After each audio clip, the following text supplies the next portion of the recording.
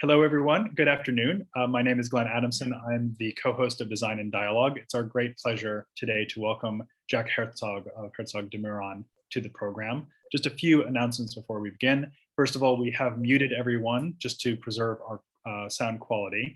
If you have questions for Mr. Herzog, please put them in the chat and we will get to them at the end of the interview, about 45 minutes in. It will be an hour long all told. Do let us know in the chat also if you like where you are zooming in from. Just say hello. We always like to know that.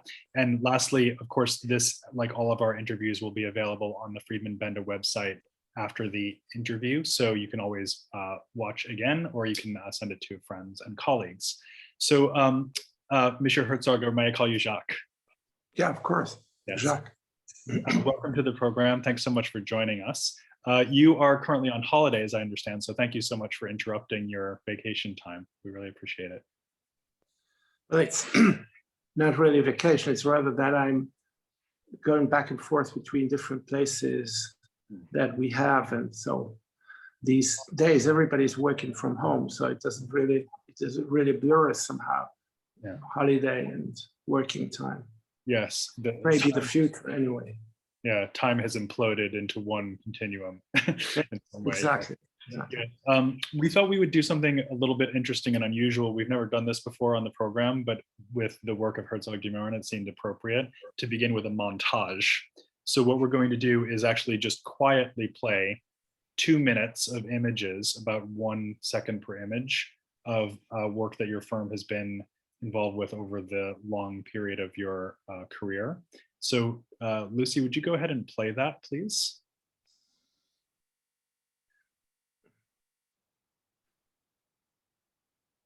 Great, and this will just be a feast for your eyes and give you a sense of the range, quality, and intensity, if I can put it that way, of Herzog De Meuron's work. It'll just last a couple of minutes and then we'll have a conversation.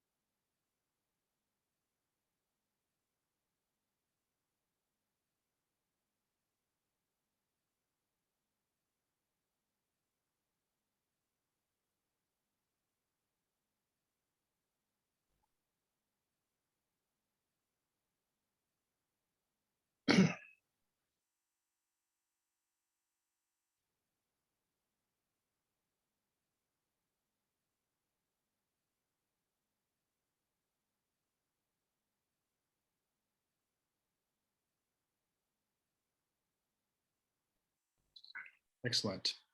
And we saw there, of course, many buildings that our viewers will be familiar with, maybe some that they are not, and also saw there just at the end 1 image of your studio or office and all the people that work with you. So I'm glad that we were able to include that. Maybe I could begin, Jacques, with a question about the relationship between architecture and design. As you know, this is principally a design program. We do welcome architects on occasionally, but it prompts a first avenue of conversation, which is about the relationship between the 2 disciplines and whether indeed you see them as 2 disciplines. Do you consider yourself a designer? Do you consider yourself partly a designer at times? How do you think about the term? I increasingly understand that these are 2 businesses because, as you may know, we've been developing quite some furniture over time in the last years, increasingly more, including also chairs, which I think is the most complicated design object if you talk about furniture design. We normally design objects or develop objects as a part of a concrete project. So mostly they are made because we feel there is a need to do something which goes well with the design, with the project. And as a result of that, we've done many things: lamps, tables, chairs, shelves, fabrics, perfumes, all kind of things. And but some of them are being then produced and launched and by companies like Artemide or Flows or others, you know, Castelli and Vitra. And that's when we find out that there is quite a gap, because the designs have to be adapted for the market. They have to be produced in a way that is, you know, in its cost side also relevant for the market, and you know, can be really distributed in a larger market. And that, I think, professional designers have been trained to do this, whereas we don't care so much. We really develop it. We have a large shop, you know, we have really professional people in carpenters especially, we're also working with steel and other materials. So we are fit, but we are not designers because we are not trained like doing that. So I have a lot of respect for it, but I was never very interested in the world of design as such. So I know relatively little, let's say, of contemporary designers and their products, et cetera, et cetera. But I think it's certainly similarities, as much as there are similarities between art and architecture. But the closer, the deeper you go into a discipline, you find out what is missing. You know, in my case, what is missing in my you know, education to call myself a designer. Mm. Do you find that creatively, when you do engage in design, there's a different demand placed upon you? I was just thinking of something I heard Mario Bellini say once, which was paraphrasing him. He said something like, he could think of many architects who would design many great buildings, but he could think of hardly anyone who would design more than one great chair. The implication being that it's a particularly difficult discipline in some way. And I wonder if you have found that. Well, I think it's difficult in any discipline to do more than one great thing. If you do one great thing, it's already not so bad. But chairs are really difficult because, I mean, there are so many in the whole history of chairs, you know, even going back to the Sumerian or the Egyptian periods. But actually, currently, I'm working on one which is quite promising, I think. But often I thought it was, and then it turned out not to be. So chairs are, I mean, chairs are, everybody knows that. Chairs are much more complicated than tables, for instance. Mm-hmm. Yeah. What about— We do some stools are easier. Stools are easier, but I love them because they, and I think what is nice about especially chairs and stools is that it's related to your body. I'm very interested in how your body is present here and now, and how it holds you up in a vertical direction, how it's connecting to your position, you know, in space, or so your mind even. So that aspect of furniture design, I think, is pretty underestimated, but very interesting somehow. I find myself sitting up a little straighter as you describe it. Yeah. When you say that you're interested in the way that the body is present here and now, that sounds to me like an almost existentialist topic. How do you mean that, and how does it relate to your creative practice, that presence? I think the immediate expression of something is what has always interested us very much, even if we, you know, we've done research in ornament and everything, but always in a way that things come together, you know, structure, space, and the ornament, the expression, the outer expression. And the here and now is important for you as a human, and architecture can help you, you know, with this, you know, in that it's, well, it's difficult to say. I'm not about the essentialist line, you know, that only this purity thing is important. But let's say I think it's important that architecture doesn't make you angry and that doesn't bother you too much. You know, I think that's already good. You know, Yeah. Buildings should not bother you too much. You know.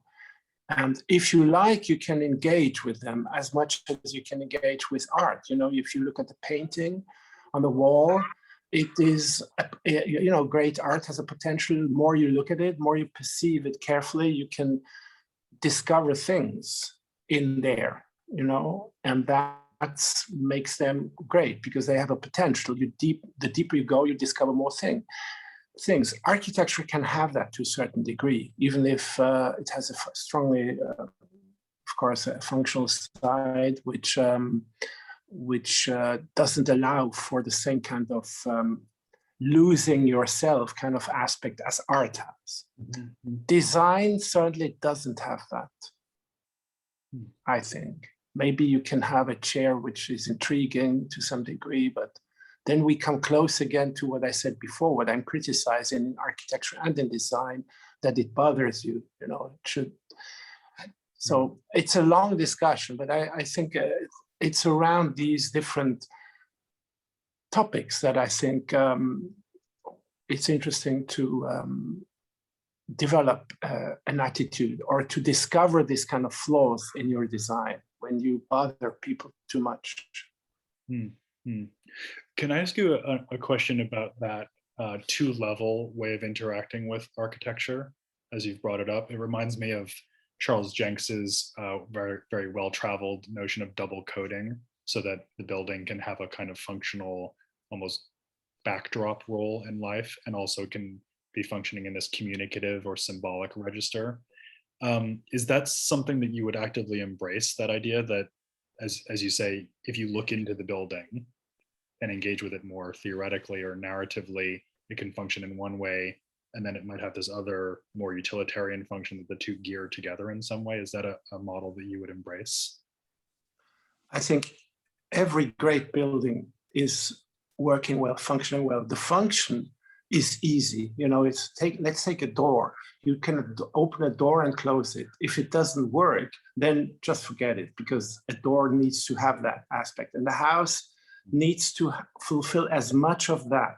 But if you fulfill all of this, let's take a room. A room has a door to come in, and then ideally it has a window. And to position this window in the right place, in the right height, ideally oriented to, let's say, the sun goes down or goes up, or you have a view or whatever. Now in these times of the pandemic, I think that's essential, because very few people can afford great buildings and great apartments. So they are bound to one room. And then this one room then we're back to some kind of essential questions of what is architecture. That's where it begins. You can say this is a functional way. You can open or close the window. It's operable or it's not operable. All of that has to work. But besides that, the poetry starts, if there is some poetry, is to do with, you know, how careful maybe the window is positioned. Then only, how nice is the door, the window frame, you know, when you touch the kind of door handle or window handle that's then already on the next level. You can make that very nice. You can do it in wood or whatever, so it feels good when you touch it. But the basics is, you know, how to shape the room, how to, in these proportions, and where do you put the window and where do you put the door? Where do you come in, you know? There are so many possibilities in a simple square room to put the door and the window in the right position. That's beyond already function, you know, but it's very tightly connected. I think that's, I think it's, as I said, the pandemic brings us somehow back to these kind of essential questions, because even people who have not an education in architecture, they can feel that, you know, this is something you have an instinct for. Also, as an architect, your talent to do this is a lot to do with the instinct that you have developed over time. And then we are back to the body. The body tells you, if you are in a room, if it feels right, if it feels right, or if it feels somehow, you move around because somehow it doesn't give you the comfort or the feeling, to just sit somewhere, because it bothers you. You know what I'm saying? I do. Does that Yeah. I'm very glad that you've raised that question of the conditions of life of the pandemic, because it opens up a conversation about the many different ways in which people engage with architecture positively and negatively. So I hope we'll get back to that. Before we leave behind the topic of design, though, I did have another question I wanted to ask you, which was really about scale and the question of the building as an object that we might conceive as an object. So obviously a door handle or a chair, we can readily understand these as objects. And what I'm wondering about is the question of objecthood as it's applied to museums, other buildings that you're creating. And here I'm thinking of a line that, again, I'll paraphrase from the writer Jan Morris, who said that she felt that every great building you could imagine holding in the palm of your hand. And I don't know if you agree with that or not, but it does, I think it's a nice way of focusing the question about the building as an object. Honestly, I'm a bit lost with this. I read that you sent me this question before. I still now don't know what to answer. I think it's maybe the idea behind that is that,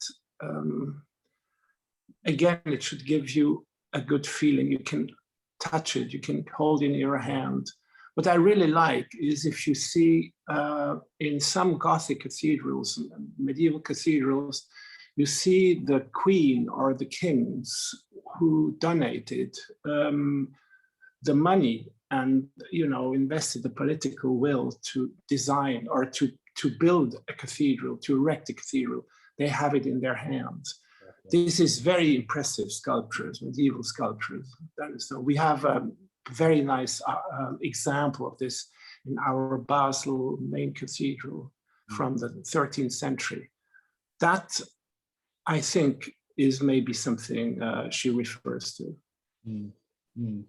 I think it also, though, implies a question of detachment or engagement with the architectural fabric, the urban fabric.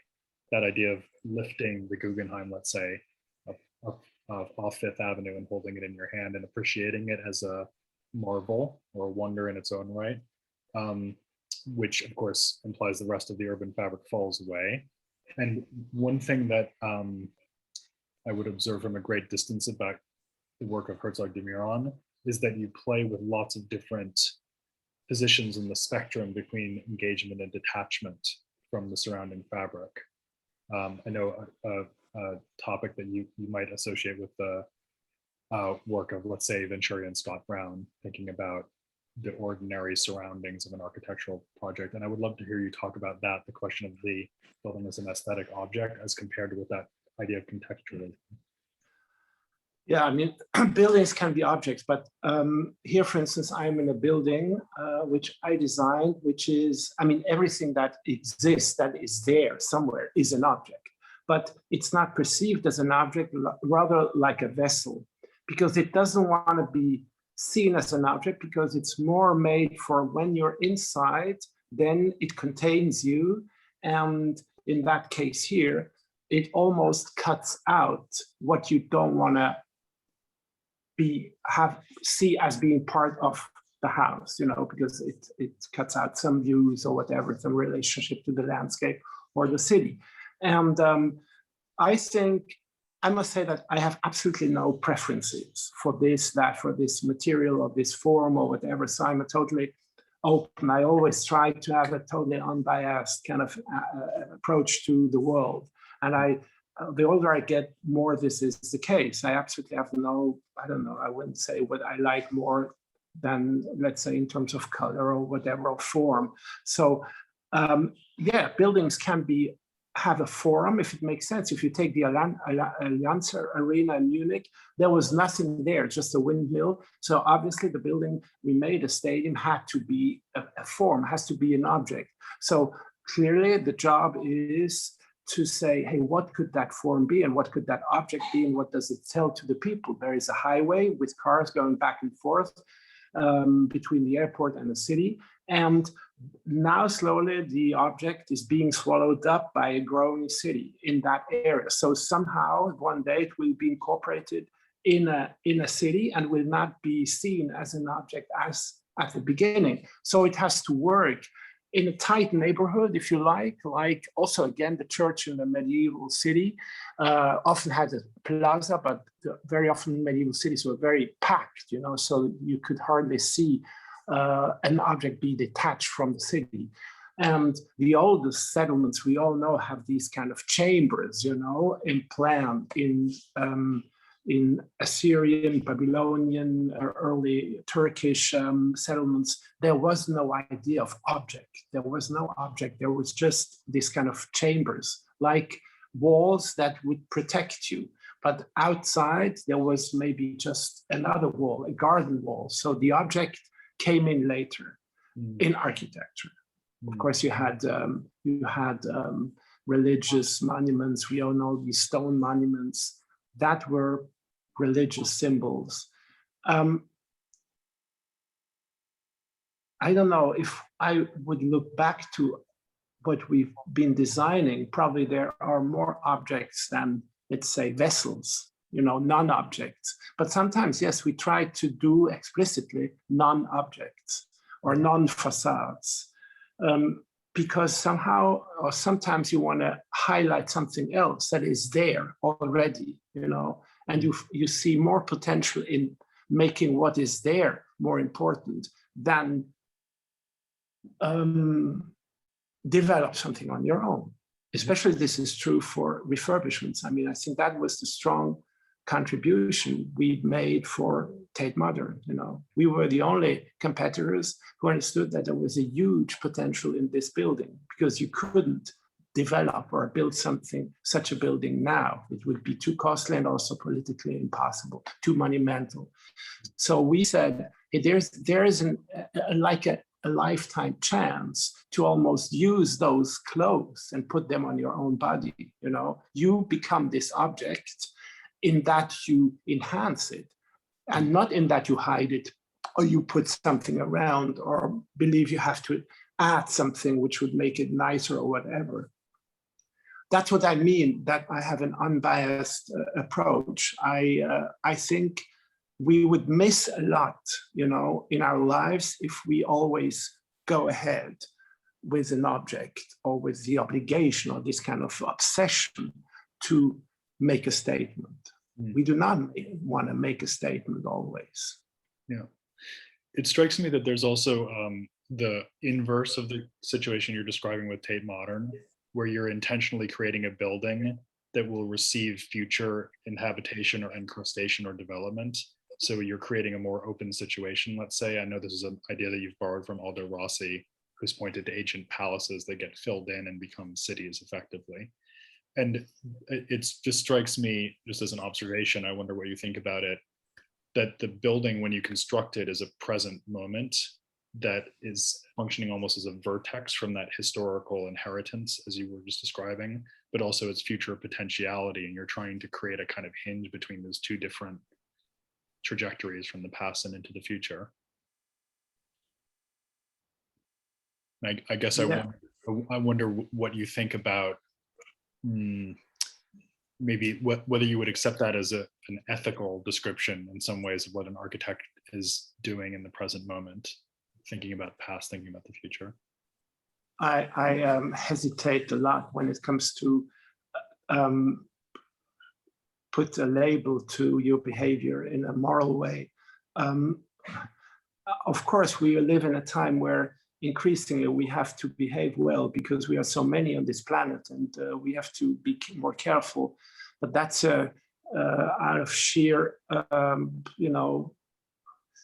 we've understood that there is no other, we have no choice, to than behaving well or doing things which you may call ethical. You would be stupid not to do this. And I think that we architects, we can do this to some degree, but I always looked at those things from also egoistic standpoint. I just want to do a great place. I want to transform something into a great, I want to find out what's the maximum potential. And ideally, all these things come together. You know, if you look at it from outside, hey, these guys do a really ethical job or a morally correct job, or they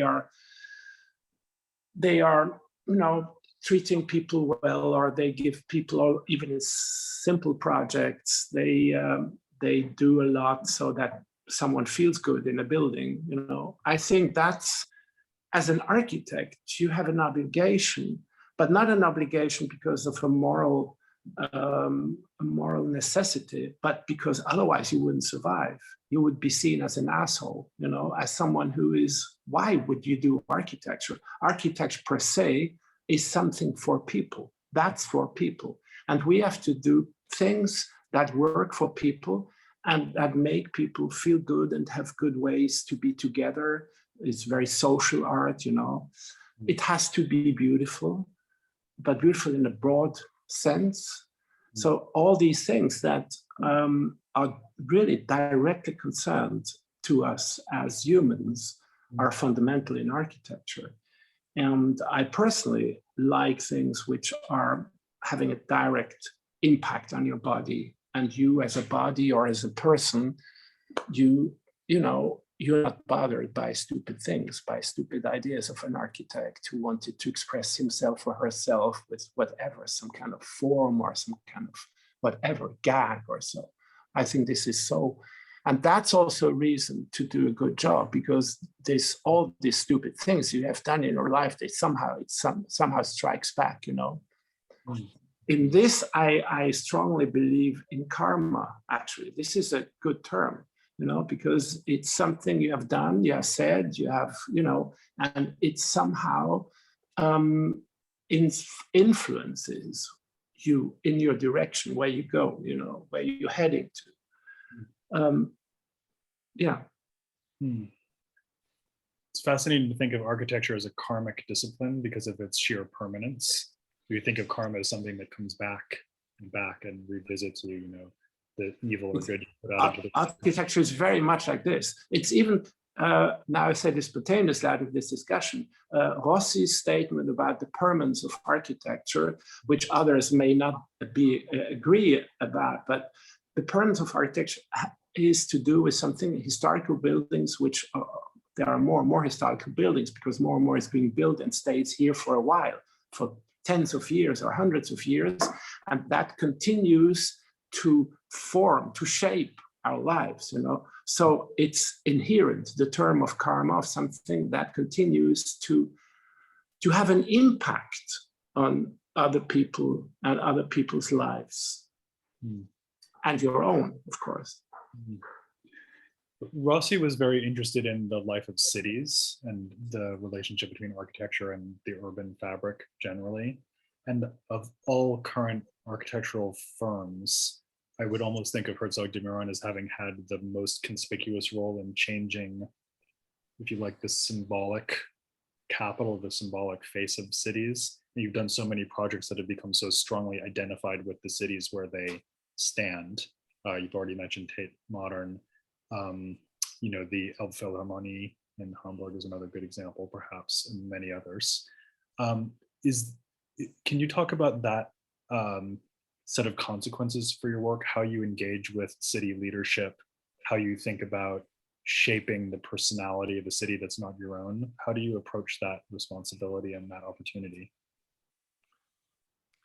At the beginning, you are commissioned small things, and if you do them well and people like them, you're commissioned larger things, and if you're lucky, you win projects which enable you to do something that is even very visible, like the Tate or Elbphilharmonie, or now in Paris, the Tour Triangle, or even in New York, you know. I mean, I think what I just said about this kind of ethical, moral side is important in this respect, because it's a lot of responsibility. And it would be really stupid if I didn't do everything to make it really well, you know, to do it in a way that it doesn't make people angry after a while. Very often things are criticized at the beginning, especially in Switzerland, because cities are smaller, Zurich, Basel, they are not huge cities. So whenever you do a tower or something, people, become aware of it, and people don't like anywhere in the world, don't like so much things that are changing, especially in cities, because they like what they are used to see. Very few people are open to this kind of transformation. So that's another aspect you have to deal with as an architect. You have to deal with this idea of transformation and make people understand that ultimately this is good for the city and it's improving a particular place in a city. That's a very important job you have, and it's a very important, let's say, responsibility that you have to accept. And sometimes it works better. Sometimes people, mostly people get used to even ugly transformations, but it's better if you try to do something which, becomes ideally even a landmark. No, I'm not so interested in a postcard kind of aspect, but if this is the case, then it means that it has something that people like, that people identify with themselves and their own city. Yeah, that word identity seems crucial here. You've talked about the inevitable specificity of cities, and I know you've done a lot of work with the ETH studio, for example, on urban questions of identity formation and the life of cities in that sense. Have you found through your career that you've actually been able to get to know the people of the city where you're working, or is it difficult to do that given what it means to enter another culture? Well, honestly, you always have less time than you think it would need. If you know people and talk to people, this is really great. I mean, it's really great to know normal people in a place and to also watch the daily life of cities, because the daily life is what makes a city specific. It's not extraordinary annual events like a fair or like a carnival or something. That's maybe like, a little bit something of the character, but the daily life shapes the cities. So of course it's important to speak to the people somewhere, anywhere in a place that you are studying or doing some research. But what I think is interesting, almost like doctors, we architects can watch cities and understand the patterns, the social patterns, political patterns, through the built body of the city. It tells you a lot. This is inevitable. The built body and the topography and the climate. This is something which is still now in the 21st century, in a digital age, we still are bound to this topography. You are in a city, someone else is in a city. Of course, we can move away in a kind of a virtual space, and probably we will do so in some decades, that more and more we also have a non-territorial existence somehow. But we are talking about architecture so far in a still, let's say, traditional way. Tradition in a way that it's based on history. We have generations of architects, generations of politicians, generations of people who do and destroy cities. As long as we have that, we are bound to these physical conditions, and these physical conditions are always specific. They are never generic. They are specific because it's inevitable. It's like a disease somehow. You can look at it in a romantic way and say, hey, this is specific, this is so typical for this and that place, and how nice it is, to be in Switzerland where people like cheese and the cuckoo watch and all this bullshit. That's not what I mean. But you can, of course, say, hey, you believe in that, romantic idea, but that's not specific. It's not romantic. Specific is really something that you cannot avoid. That's why I called it inevitable. And I think everybody who's grown up in some place in the world knows that these places are still now very different from each other. This is nice. This is nice, sympathetic, but also dramatic. and sad somehow. You know, it has these different sides, which I think is also why architecture is still an interesting discipline, because it's like a world that helps you understand who we are and how we are, how we live together. You know, how open are we? How much do we close off, or have cities which are cities within cities, you know, gated communities and all these things. There's so much that you can, you know, if you just look carefully, you know, perception-based research is what we've done at the ETH studio in Basel over 15 years. Mm. So we train people and ourselves in describing what we really see. Yeah.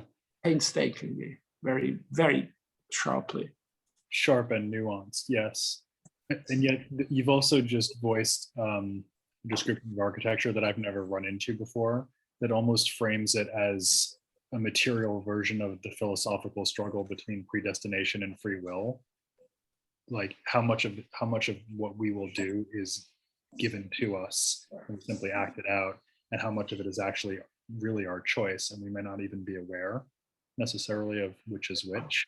I think it's a fascinating way of thinking about the discipline. Yeah. I mean, I don't know what you mean really, but I mean, if free will and free choice, I mean, there is actually relatively little that we can do, especially we architects, in the, you know, in that we inspire the course of politics or the world or whatever. But we can, before we do something, we can watch carefully, and watching carefully and perceiving things carefully is a very powerful tool we all have, you know. I don't know, whoever has done meditation or yoga and all these things, which are using your immediately, you know, and directly, your body understands that this is what you can influence, you know. You can influence, you know, your mood, your thinking. You can control the way your thoughts are going. That you can do, even in very tight or difficult political conditions or whatever. Mm-hmm. That's what we can do, you know, and in freer societies, we can do much more, but essentially we can just do that. Mm. Is this part of the reason, or is it connected to the reasons that you work with contemporary artists? Again, a very noticeable pattern of your careers. Ai Weiwei, everyone will know of your work with him. Thomas Ruff, Rémy Zaugg, you know, it's something you've done with several great creative minds. And I wonder whether, to some extent, that is a matter of injecting into a project a variable. I mean, I just called it a kind of free will, or you earlier mentioned the concept of egoism, or kind of pure creative force is what that suggests to me. Is that what's going on in those artist collaborations, or am I getting the wrong track? No, it's a good question. I think, of course, this is an obvious pattern, as you say, in our career. And in the past, you may have, as an architect, wanted to work with an artist because he was a photographer, and you need photography to shoot pictures of your buildings. Or you had a blank wall and you wanted an artist to do a nice painting somewhere. But the people that you mentioned, you know, are all so smart and so inspired creative people. All the artists we've been working with are thinkers, you know, intellectuals, conceptual thinkers. And I find that more in the world of art than in the world of architecture, honestly. And that's why I always wanted to work with these people, because they have an unbiased look at the world, at the city, at a given place. So basically never we collaborated with someone so the result would be a kind of a plastic object or whatever. Sometimes yes, but it's more about sharing thoughts and sharing thinking. And I like these sharp minds. Of course, you find them also in other disciplines. There's no reason to believe this is only in art, but art, has this kind of paradox. Art is a paradox, and that's also certainly an aspect we could talk about a long time, that the paradox is perhaps the most interesting principle in creative dimensions, that you have to be very egoistic, very focused on your own language, because nobody tells you what to do if you get up in the morning. You have a blank wall, you have nothing. You have to, you do something, and whatever you do is just based on you. That's the artist, much more than the architect.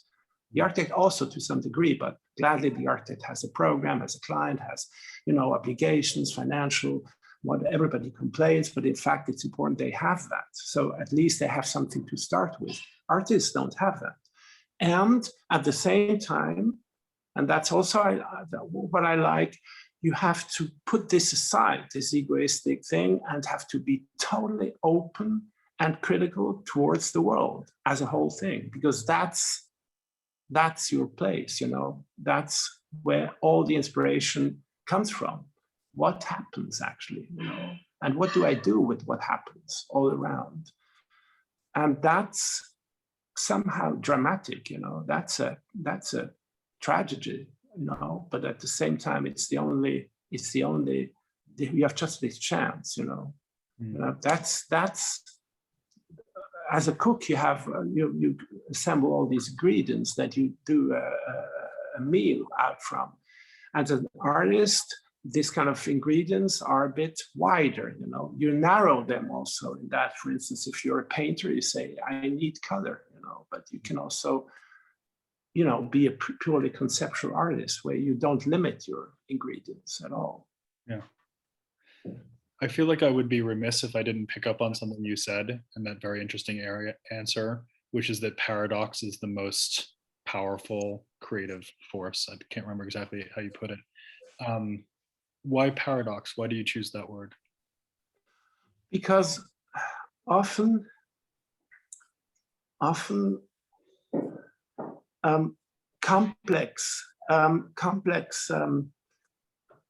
complexity is the result of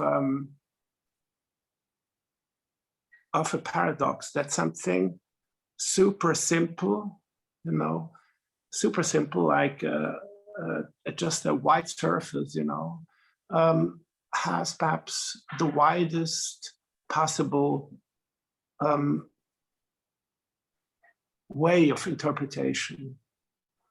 Or I could give you spontaneously, I don't find an example, but it's all around all the time, this idea of the paradox.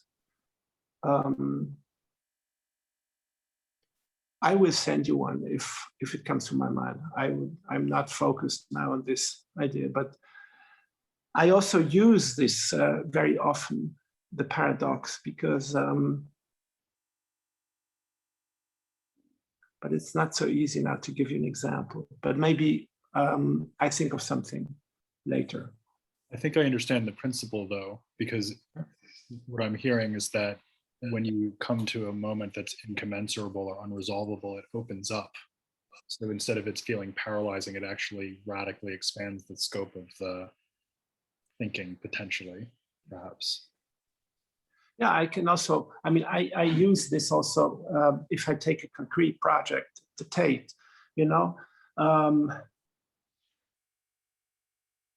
less I did. If I excavated the turbine hall, is what nobody has done. We excavated it more, that we, in doing this, we made it even more what they wanted to be before. Before it was filled with all these engines and turbines, and so it was actually not even visible at what the architect somehow had this idea of a nave, like his idol or his the kind of typology he had in his mind was the nave of a cathedral. And I somehow understood this, and that's why we said, let's excavate it. Let's not add something, but let's excavate and take things away so we make it even more what it is. And we somehow use the energy inherent in that to make our own position stronger, which is to offer this dimension of emptiness in this place. That's maybe not the best example for a paradox, but it goes in this direction. So. Yeah. And it very much conforms to that idea we were talking about earlier, where you're receiving a powerful set of possibilities from the past, and you're also creating an open situation, in this case, a platform for artists that can become so many things. And as we've seen, yes, yeah, for sure, for sure. Yeah. It was really challenging our artists because they had not been offered such a space before, in a museum, at least. Yeah. Let me just ask one last question of you, Jacques, and then I'll open it up to the audience to ask a few, if that's okay. So please put your questions in the chat box and we'll try to get to as many as we can. I just wanted to ask you about your perceptions of the change in your profession over the decades in which you've been working, which is 5 decades, more or less. What, in the broadest possible terms, and I realize this is a hard question to answer quickly, what do you think has changed, and do you generally feel encouraged by the direction of travel in the past half century of architecture, or discouraged? Well, certainly my generation has profited, has taken advantage of this incredible boost architecture has been given end of the 80s, then with postmodernism that was then soon ending and brought out a new generation, like Zaha or Rem or myself and Jean Nouvel and this kind of group of people who have been able to do projects that architects had hardly been able to be commissioned before, and in such a number, in such a quantity. And that has been leading also to somehow freeing the discipline from many things. And that's good and not good at the same time. I think that we clearly witness now a change of paradigm, that away from the star architect rather to other aspects. Nevertheless, architects, keep their visibility in the magazines and in the media quite a bit. But I would say it's less of an issue than it was 10 years ago. And I think that's good. I think architecture should continue to play an important role in shaping cities, and it will. But we are now, there are other forces now active as a result of the digital era that is just starting, which certainly will transform the way we not only conceive architecture, but it transforms us humans in a way that we cannot foresee what it means for what then architecture could mean to us if we are not humans in the same way. Architecture is strongly based on central issues. It involves all the senses. I keep saying that all the time. Not only the visual one, but acoustics, smell, taste, touching things. That's what makes architecture so nice, and so old-fashioned, so archaic also, because it appeals to our archaic senses. How long are we going to be such beings, if we are enhanced, or if we are, transformed genetically, enhanced, and all these things? It will create a world that nobody can really foresee. And I think that's when, even much more than the current change in, let's say, the focus goes more to gender discussions, to ecological discussions, that's taken away some of the spotlight of superstar architects away to real problems we have in this planet. That's one thing, but this is still the old world, But this kind of digital thing, the genetic engineering, that will transform us much more, and that will inevitably lead to a different role of architecture. Can you imagine a transposition of the issues that have concerned you over the course of your career into a virtual domain?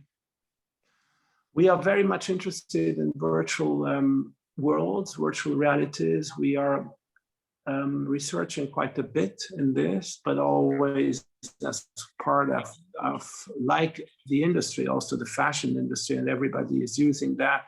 But so far, always as part of the physical experience. Yeah. At the end of the day, fashion designers want to sell their clothes, and they do it in that they find even other ways to intrigue people, to make, appear like a sexy brand. And we architects can use the virtual realities in order to get a better understanding in the process of designing. But we can also clearly offer virtual architecture as an alternative to physical architectures. And people tend to lose themselves in virtual worlds. And maybe this is the only way even to save the world. But I don't think that we as architects in the traditional way will play such an important role in that. It's maybe more a mixer of filmmaking, artistry, design and architecture that, create those worlds. Yeah, and maybe mass creativity as well, worlds that are built by hundreds or thousands of people rather than smaller team. Yeah. Okay, that seems like a nice place to end our part of the conversation in a very futurological context. Let's take on a few questions. First, just on that point that you were mentioning about the sensory array of architecture, I did want to mention that a couple of people have mentioned your perfume, which was inspired by, according to this questioner, Edie Pereira, inspired by the smell of concrete and wet stone. And that's apparently registered with her and others. So that perfume, I don't know much about it, but it's a sort of direct outgrowth of your architectural aesthetic in some sense. Is that right? It's to do with this idea of memory and senses. No other thing than the smell is triggering so much our memory and all our imaginary side. And that's something I always was fascinated with. And 20 or 30 years ago, I was even more interested in that, fascinated by smells, still am, of course. But perfumes, of course, also have this kind of cheesy side that they end up being in a big basket, in a big bag, and are being sold for $5. An important little flacon that originally cost $100, and it ends up somewhere in the basket. But that's the commercial side. But the smell side and this kind of side of memory, everybody knows that is quite strong. So I said, ultimately, architects should be designing perfumes and not fashion designers or anonymous companies. That was the background. And we did one that we called Rotterdam. Originally, we called it Basel, but then we found out we can call it Rotterdam. It's also on the Rhine River, and it contains a lot of the Rhine water, which is an urban river, and has all this kind of idea of, yes, stone, wet stone, but also dark and also not so pleasant smell components. But I think I still open it again. It's a fascinating smell, and we want to relaunch it somehow and add a little bit. Maybe we do this for our upcoming exhibition in Seoul, where we will open a building that we have designed in the last years, somewhere around October, November. So watch out for that if you want to get a little. That's interesting, but we would not say that it's the commercial side, to do a commercial perfume.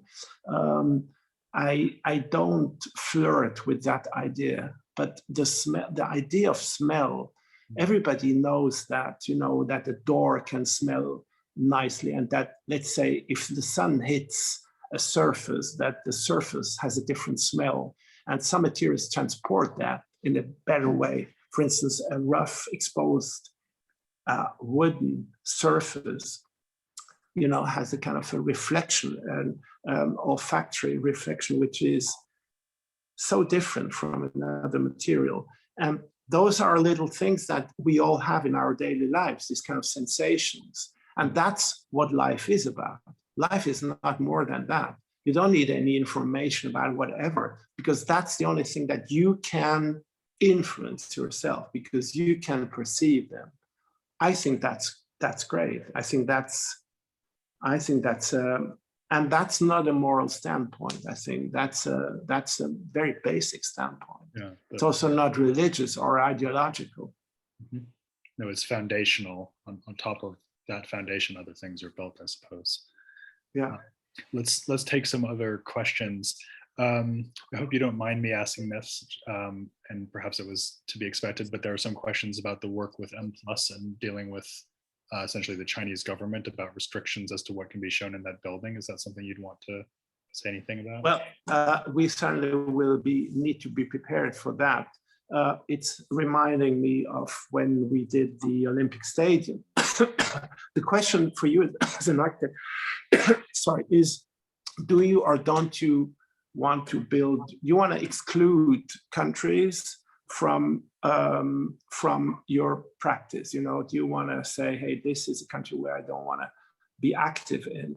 I think there are very few such countries where, let's say, there is a dictatorship or something, or there's dirty money involved, and that's clearly something I would like to stand away. But Hong Kong is a great city. We won the competition. We think it's an absolutely great place for art. That's why also Art Basel went there, because they believed this was going to be and remain a place where contemporary art could be shown also in the long run without having this kind of restrictions. And we don't know, we all know what happened in Hong Kong the last month, and we don't know how, let's say, it will impact the art market in the future. And I think the M+ will be a really great museum, has an amazing potential to be a major platform for visual art. It's more than, let's say, just a contemporary art museum. It's Hong Kong. If you know Hong Kong, you know that there is a lot of people who are not visual artists in the same way, that's in a narrow way, but they are doing graphic design, photography, all kinds of things. So it's a very rich world of the people who live there, Plus, there is, of course, collections, namely Uli Six's collection, who has collected over a few decades, all kind of stuff in China, which is having very, let's say, daring political and sexual and other, components in it that might be banned. I don't know. I hope not. But as an architect, I don't want to say, hey, I'm innocent, I cannot do anything, I just, did my job. But basically, this is what it is. That's, we've done a platform which is very open, which is very inviting, and which has a huge potential to become very public. And that's a political statement. We want to do architecture where people can come together and do things together. That's what it is. And how much of that politics will allow to happen, I don't know. Yeah. Just to register it, we also have a question about the National Library in Israel in construction in Jerusalem. And the questioner is just pointing out that will, for example, house books that were seized from Palestinian communities, which is a quite specific example, but maybe a telling one about the way that a building cannot shield itself from political realities, past and present, I suppose. Yeah, I mean, Israel is another place which is there's a lot of conflict, and I wish it's open, and that was the will of the client. This is going to be open for the Palestinians as much as for the Israelis, and also contains Arab, really important Arab writings and books, and even if it's called the National Library of Israel, Israel sees itself in that part of the world as a place which is not, let's say, hermetically closed off, even if the political reality at the moment is like that. Yeah, okay. Well, thank you for speaking to those points. Let me just finish with one last question, which is from Danny Jung, who asks, this is a nice way to close it out. How have your intentions or experience of designing buildings changed from your earlier years? And he uses the example of the Blue House, that very early project, and getting onto these large scale projects. So I guess this is maybe a way of personalizing the question about the big changes of the last 50 years. You've gone from these very focused small scale things to these massive things. What are your reflections on that scaling up that you've experienced personally? Well, I like that question. I think, honestly, small buildings and large buildings and medium-sized buildings, I don't really have a preference. You can only do a building in a given moment. It is as it is. Today, I would not be able anymore to do the Blue House, even if I think that I have evolved a lot as an architect. I know more, etc., etc. The Blue House was the first really newly built object that we sort of conceived. And it assembles or brings together so many things that were somehow wandering around in my mind, and I was so fascinated. It contained some Joseph Beuys in the kind of copper metal that brings down the rainwater, so that was very important for me as a kind of a statement. And the blue, which is, if you look at that blue color from close, you see the brush of the paint, the brush stroke of the blue paint. It's very diluted, but it's the diluted blue of Yves Klein, the Zero artist, who I admired so much. It needed to contain some of that. And then it has plywood boards, that were lacquered, that I was so fascinated when I saw something similar in Sharon's house somewhere, So it has a lot, it has too many things perhaps, but somehow, gladly, it somehow worked together, which it often does in early works. But I think it's important to look at things in a fresh and unbiased way, and to do it with a lot of enthusiasm and pleasure. What fantastic words to end on. That's wonderful, wonderful conversation we've just had. I've really enjoyed it, and I know our viewers will have as well. I'll just say briefly that we are, of course, back again next week, and we have the great artist Sheila Hicks on, coming from Paris, and she will be our 100th interview guest. So we've made it to that milestone, a century's worth of design and dialogue. And Jacques, it's been such an honor to have you as our 99th guest. Thank you so much for coming onto the program. Thank you, Matt. It's a pleasure. Okay. Bye-bye.